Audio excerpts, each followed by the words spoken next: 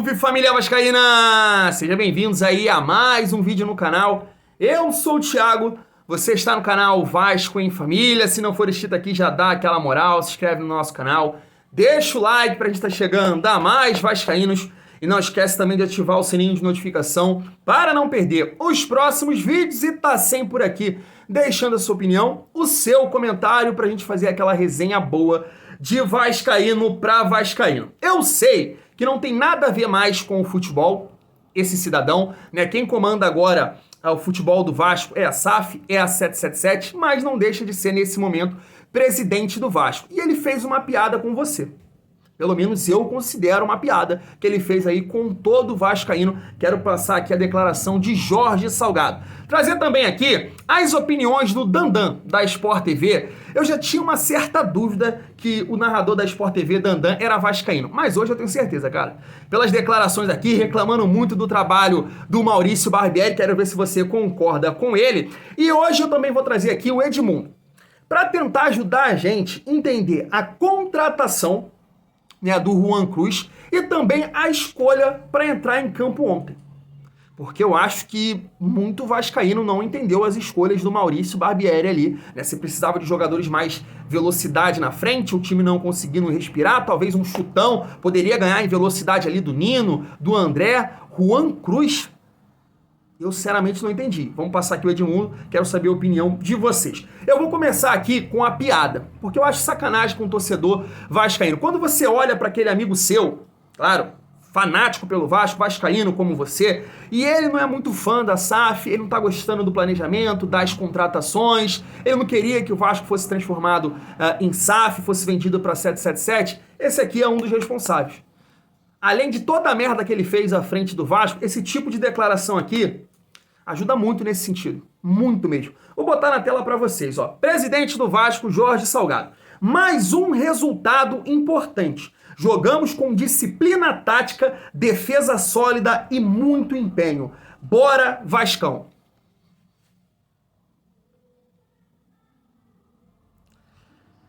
Cara, não é possível. Sinceramente, não é possível. Isso aqui é chamar o vascaíno de bobo. Porra, de bobo, de otário. Melhor dizendo, de otário. Otário. Cara, eu poderia até aqui pontuar, cada um tem a sua opinião, ninguém pensa da mesma forma, né? E dizer assim, cara, pior que tem vascaíno que pensa como Jorge Salgado, mas não tem, irmão. Eu vou usar aqui, claro, eu não posso generalizar, mas vou usar o meu canal e os comentários de parâmetro para isso. No meu vídeo de pós-jogo, no vídeo que eu coloquei hoje de manhã, sei lá, deve ter uns 400 comentários juntando os dois vídeos. Eu posso dizer que 399 concorda com as críticas, reclama da maneira que o Vasco está jogando, parece que a gente é o Olaria, o Novo Horizontino. Não vou nem falar o Bangu, porque o Maestro tá lá, o Maestro bota o Bangu para atacar, né? Felipe Maestro. Mas isso aqui é sacanagem com o torcedor do Vasco, cara. Isso aqui é falar que o torcedor do Vasco é otário.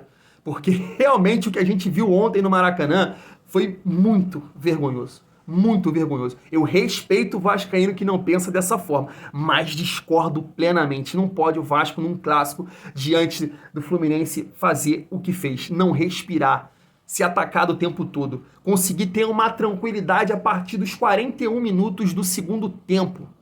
O Fluminense com uma fragilidade defensiva tremenda e você não aproveitar, né? Seus contra-ataques não serem pensados, serem à base de sorte. De sorte, a bola bate aqui, sobra ali, aí a gente consegue uma chance com o Ignaldo, uma chance com o Figueiredo. Triste ouvir esse tipo de coisa aqui, né, família vascaína? Deixa aí sua opinião nos comentários. Agora eu vou partir aqui para as declarações do Dandan, da Sport TV, para a gente debater aqui, e eu concordo com muitas delas, família vascaína. Vamos começar? Vou botar na tela para vocês, ó. O torcedor do Vasco está muito insatisfeito com esse início de Brasileirão. Prometeram um time forte e contrataram bons jogadores. Para isso, mas ganharam do Galo, empataram com Palmeiras e Fluminense. Estaria ok se fossem jogos iguais. Só que o Vasco jogou como time pequeno em todos eles. Ele continua aqui, ó. Um time com essa folha salarial, jogando somente um campeonato, vestindo essa camisa, não pode ser engolido dessa forma. 21% de posse de bola, o Vasco só treina defesa. E aí, para terminar, ele fala com a 777, dizendo o seguinte, ó. Alguém da 777 tem que chegar pro treinador e falar, amigo, te dei 2 bons goleiros, 2 laterais ofensivos, um zagueiro de qualidade no passe, segurei o Andrei, trouxe o Jair, te dei o vice-artilheiro do Brasileirão 2022. Os garotos estão com confiança. O time só fica 20% com a bola? Eis a questão, né, família vascaína. Assim, cara, nos nossos vídeos aqui, às vezes a gente deixa uma opinião e não é uma live. Eu não consigo explicar todas as minhas opiniões, porque senão o vídeo vai ficar gigante, né, cara? Eu não acho que o Vasco é terra arrasada. O que eu acho é que a gente pode produzir muito mais do que tá produzindo. Porque eu concordo com tudo que o Dandan falou aqui. Você pode falar que o time do Vasco é limitado, que tem alguns jogadores que não podem vestir a camisa do Vasco, eu vou respeitar a sua opinião. Mas que o Vasco não pode, que o Vasco tem condição de entregar mais do que tá entregando, não há dúvida. Ele citou aqui, a gente tem o vice-artilheiro do campeonato, o Jair, há alguns anos foi campeão de tudo, ganhou prêmios individuais lá no Atlético Mineiro. A gente tem bons jovens jogadores. A nossa defesa hoje, pode falar o que quiser do Bambu e do Léo. Queima a minha língua, eu calo a minha boca de falar do Bambu, do Léo Jardim, mas estão bem, né? O Pumita a gente pode dizer que defensivamente tá deixando a desejar, mas, poxa, vamos lá, vamos torcer para melhorar, porque ofensivamente ele tem qualidade. Não dá para entender realmente a maneira que o Vasco tá jogando. A gente passou um pano diante do Atlético Mineiro, a gente passou um pano em cima do Palmeiras e falou assim, poxa, cara, não dá tempo, de repente o Vasco vai ajustar, vai trabalhar mais um pouquinho, né, e não vai sofrer tanto assim. E aí passa semana após semana, tempo para trabalhar, o Vasco só joga o Campeonato Brasileiro e nada muda. E eu sou um cara que defendo aqui o Barbieri. Eu não acho que a mudança de treinador agora possa resolver, até porque eu não vejo assim, não trabalho com isso também, né? Não sei se já tem ali, o Paulo Brax já está monitorando nesse sentido, né? Opções para treinadores. Agora, pergunto a vocês, do ABC, do jogo na Copa do Brasil contra o ABC, ao jogo contra o Bahia, o que é que mudou? Tenho certeza que você está me assistindo agora e pensando, nada. Do jogo do Galo, Palmeiras, o Fluminense, o que mudou no Vasco? Você vai pensar de novo e vai me responder, nada. Então, cara, o tempo de trabalho, o que está acontecendo semana após semana lá dentro do Vasco? Eu falei aqui, Maurício Barbieri vai ser o treinador mais cobrado dos últimos anos no Vasco, porque dessa vez ele tem recurso, ele tem peças para jogar melhor do que está jogando. Não vamos cair em narrativa de presidente do Vasco que quer fazer o torcedor de palhaço. Como eu disse aqui, não é terra arrasada de forma nenhuma. Agora, não dá para atuar dessa forma que está atuando, principalmente contra o Fluminense, fazendo o torcedor ficar com vergonha, né? Fazendo a gente ser zoado por outros torcedores como um time pequeno, se portando como um time pequeno. Isso não dá. Os 5 pontos que o Vasco conquistou nesse Campeonato Brasileiro, a gente pode dizer que foi muito mais por atuações individuais do que um trabalho do nosso treinador. E aí você vai me perguntar, Thiago, mas no passado, o Vasco poderia zerar. Provavelmente zeraria com os times do passado. Por quê? Não teria esses destaques individuais. Porque o Léo Jardim calou a boca de muito torcedor, é um goleiro de qualidade. O Léo tá fechando a zaga. O Vasco nos últimos anos não tinha um zagueiro como ele. O Bambu também é um zagueiro que a gente ficou muito desconfiado, mas é um cara que passou em Santos, Atlético Paranaense, Corinthians, não é um cara que jogou num time do, sei lá, CSA, Brasil de Pelotas, que não tá acostumado a vestir a camisa de um time grande. Então, os resultados que o Vasco conquistou, os 5 pontos, mais em atuações individuais do que um trabalho do nosso treinador. E aí, para finalizar o nosso vídeo, preciso entrar nesse assunto das substituições do Maurício Barbieri, que está sendo muito questionado. Até porque não levou para o banco ontem, né, o Eric Marcos, o Barros, não entendi o porquê. Poderia entrar com o Barros ali no lugar do Andrei, poderia entrar com o Eric Marcos no jogo, por que não? E aí, a explicação que eu quero entender, família vascaína, eu sei aqui que é pouco tempo. Eu sei que é pouco tempo, não dá pra gente falar que o jogador não presta por essas duas partidas não, né? Ele entrou um pouco ali contra o Bahia e nem completa uma partida, eu acho, o Juan Cruz. Mas, irmão, o maluco é peladeiro, pelo pouco que a gente viu. E aí eu vou trazer aqui o Edmundo para falar um pouco dessa escalação, desse jogador ali, essa substituição, porque lá na live dele questionaram, pediram a opinião dele nesse sentido. Se liga só. Não, Gui, à tarde eu assisti Cruzeiro e Santos, né? Ele era do Santos. Eu já falei isso aqui na última live. Se viesse o Marcos Leonardo ou um outro jovem mais promissor, o Santos perdeu a segunda no Campeonato Brasileiro hoje. Enfim, ele era reserva lá, nada contra. Eu acho que ele é prejudicado pelo esquema, porque ele é atacante, ele é centroavante, ele precisa que a bola chegue para ele finalizar. Tá bom, eu vou aqui ser legal com o Juan Cruz. Se fosse o Cano já jogou no Vasco. A média de gols dele no Vasco é muito pequena.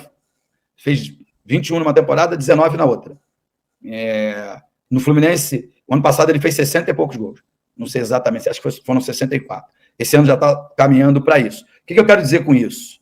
Às vezes não é culpa só do jogador. A gente não pode ser injusto só com o atleta. O atleta não bateu lá na porta do Vasco e falou, por favor, pelo amor de Deus, deixa eu jogar no Vasco, me dá um contrato. E aí por caridade, a diretoria assinou um contrato com ele e colocou ele para jogar no Vasco. Foram lá, alguém ofereceu, um empresário. O empresário também tem dessas. Eu te dou o fulano, Beltrano, mas você leva o ciclano. Entendeu? Não sei se é o caso, não estou aqui me metendo. Mas ele é um jogador de área, centroavante, grandão, desprovido de técnica. Daqui a pouco vai aparecer umas e outras aí dizendo que eu estou sendo racista. Mas ele não é um craque tecnicamente. Ele é um finalizador, muito claro nisso.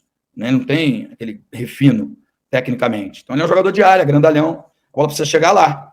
Aí ele entra para jogar da intermediária para trás, né? E tentar chegar lá na frente. É um erro de estratégia. Eu quero jogar de contra-ataque, eu tenho que botar jogadores com características de contra-ataque.